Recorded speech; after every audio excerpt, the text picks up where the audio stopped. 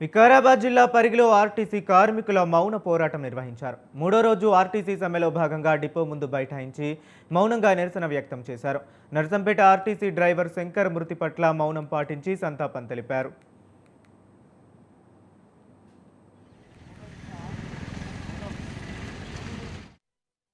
RTC కార్మికుల హక్కుల సాధనకై సమస్యల పరిష్కారానికై మూడవ రోజు కొనసాగుతున్న మూడవ రోజు సమ్మెలో పరిగి డిపో ఉద్యోగులందరూ మార్నింగ్ 5 గంటల నుంచే పాల్గొనడం జరిగింది.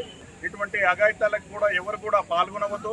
మన హక్కులు మనం బతుకుంటే సాధించుకోవాలి తప్ప చనిపోయి ఏది సాధించలేము. కాబట్టి ఇటువంటి ప్రతి ఉద్యోగి అలాంటి పనులకు పూనుకోవద్దని చెప్పేసి ఈ సందర్భంగా తెలియజేస్తూ వారికి మౌన దీక్ష చేస్తూ సంతాపం తెలియజేయడం జరిగింది. ప్రభుత్వము ఇలాంటి చూస్తూ కనికరం లేకుండా వాళ్ళే ఒక ఆత్మహత్య ప్రయత్నాలకు ఉసిగొల్పే విధంగా వాళ్ళు ప్రభుత్వం చేస్తుందని చెప్పేసి ఈ సందర్భంగా తెలియజేస్తూ, అలాగే పొన్నం ప్రభాకర్ గారు రవాణా శాఖ మంత్రి గారు వారు చనిపోతే కూడా ఒక వెంటిలేటర్ మీద పెట్టి కూడా డ్రామా ఆడే పరిస్థితి ప్రభుత్వం చేస్తుంది.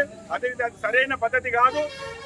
వారి ఒక తప్పుదోవ పట్టించే విధంగా వాళ్ళు ప్రయత్నం చేస్తున్నారు. ఇంకా ఉద్యోగులను రెచ్చగొట్టే విధంగా ప్రయత్నం చేస్తున్నారు. ఇంకా సమ్మెను ముందుకు తీసుకుపోయే ప్రయత్నం చేస్తున్నారు. వాళ్ళు చర్చల ద్వారా సానుకూలంగా స్పందించి సమస్యలు పరిష్కరించబోగా ఇంకా ఉద్యోగులను ఆవేశానికి లోన్ చేస్తూ వాళ్ళను ఇంకా ప్రేరేపితం చేస్తున్నారు.